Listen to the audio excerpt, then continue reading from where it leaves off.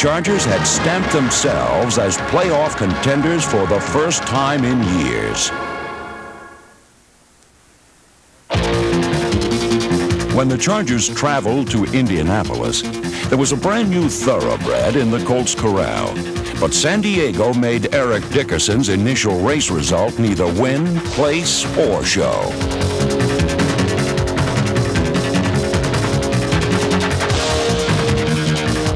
Here's the give. Dickerson trying to come off the right side, gets to the 5, fumbles the ball down on the goal line. San Diego's got it. Dickerson popped it up at the goal line. The Chargers' clutch recovery lit the fire to a furious fourth-quarter comeback. Trailing by a touchdown, Dan Fouts led the team on 2 tense scoring drives as San Diego eased past the playoff-bound Colts.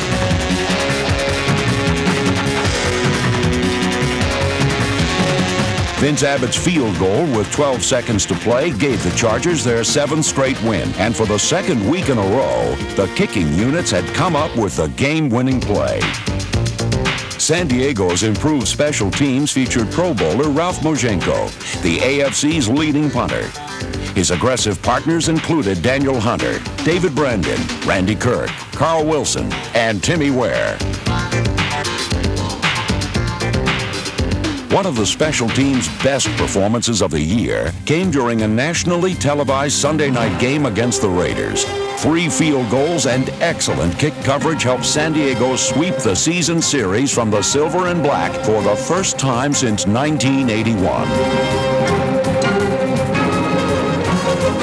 Hard hitting also came from the Chargers defense, which shut out the Raiders until late in the game.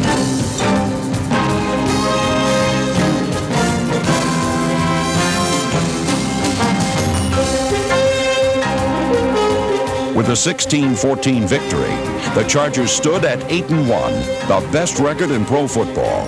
Among those responsible for this ascent were the members of San Diego's receiving corps. Tight end was the deepest position, with veterans Eric Sievers and Pete Holohan, number 88. They teamed with Kellen Winslow, who earned the 5th Pro Bowl berth of his career with 53 catches, best on the squad, and 2nd of all tight ends in the NFL. Veteran wide receiver Wes Chandler, number 89, finished his 10th pro season as the 12th most productive receiver in NFL history. Contributions were also made by the younger players. Quarterback Mark Vlasic impressed, and every catch rookie speedster Jamie Holland made was pretty as a picture.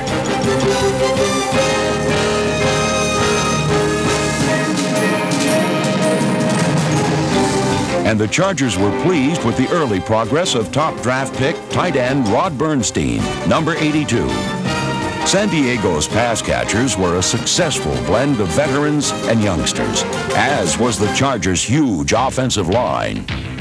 Centers Don Masick and Ken Dallafor, guards James Fitzpatrick, Dennis McKnight, and Curtis Rouse, and tackles Broderick Thompson, Gary Kowalski, and Sam Clappin teamed with the Chargers' brightest new star, lineman of the year, Jim Lachey.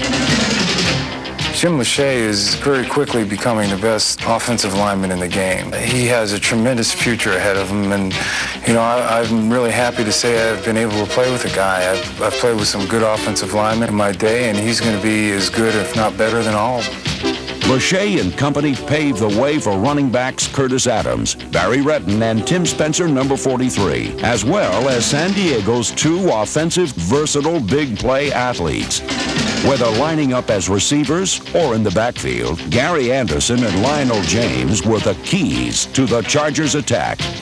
We are in a situation where we create mismatches with different formations. If we can get Gary out on a linebacker, a strong safety, or myself, we feel like we have an advantage in that situation, and we try and create those with the different formations, and when we do that, we expect to get big plays out of it. Anderson and James are 2 of the most explosive players in the NFL, and the Chargers constantly sought new ways to turn them loose on worried and backpedaling defenders.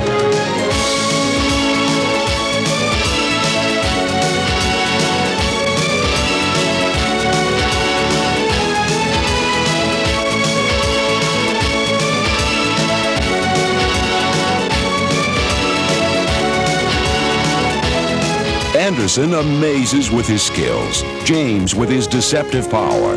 Both are still young enough to keep fans enthralled for many seasons to come.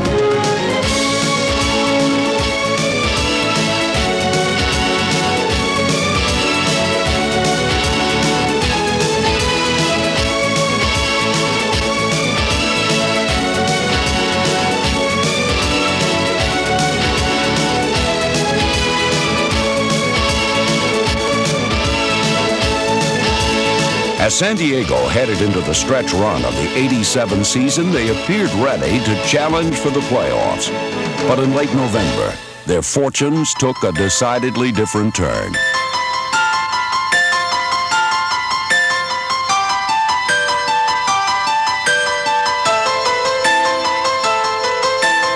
The Chargers were beaten in Seattle, a loss that set off a chain reaction of frustrating defeats.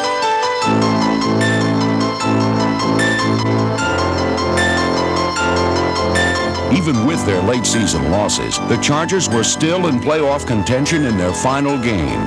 But a Rocky Mountain blizzard and the AFC champion Denver Broncos were simply too much to overcome.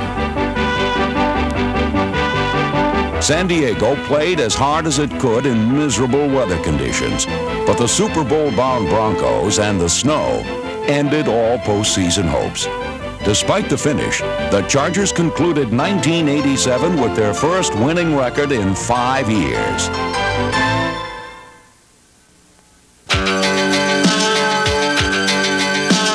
For 15 seasons, San Diego Jack Murphy Stadium was the showplace for one of football's greatest players. Each Sunday, the stadium turf was a blank canvas, awaiting the brushstrokes of a talented artist who painted his masterpieces by lighting up the skies. At quarterback for the Chargers, from the University of Oregon, number 14, Dan Fouts.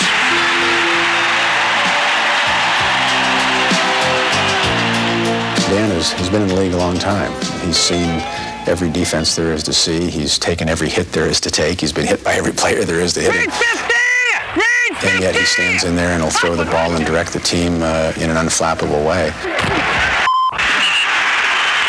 Over the years, he's just been the toughest person I've ever seen play football.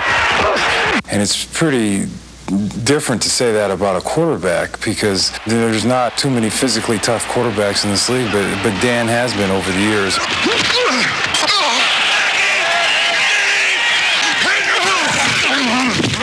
He's just a very mentally tough person. He goes out there and he takes some hard shots and just continues to play hard and doesn't show anybody his pain. I saw him in the Raider game a couple years ago with the face splattered out, or his nose splattered all over his face, and stuck cotton up his nose and a big piece of tape across it, blood dripping down the front of his chin and onto his jersey. Most guys will come out of that game, maybe go in at halftime and get x-rayed and have his nose set. Dan continued and he didn't miss a snap. To imagine the headache that a person would have from a broken nose, it would almost automatically kick you out of a game, but he stayed in that game, so mental toughness has to be a grade A. Dan's hardened hide served him particularly well in the early days of his career. Since he was drafted in the 3rd round by the Chargers in 1973, Fouts has demonstrated a single-minded determination similar to the man he replaced, Hall of Famer Johnny Unitas. It was the legendary number 19 who first helped mold Fouts into a pro quarterback. Well, it was a dream come true for me to just be on the same field with Johnny U. Really, the highlight of my career at that point was my association with him. I found him very easy to talk to. He was always ready to help me whenever I needed help. In fact, I needed a lot of help in those days. He had a strong mental attitude, mentally tough, and it was fun at being able to work with him. We would work together and on different pass patterns and offensive, and some just talking back and forth and thinking. In the years that followed, the early guiding influence of John Unitas would help Dan Fouts to create his own legend.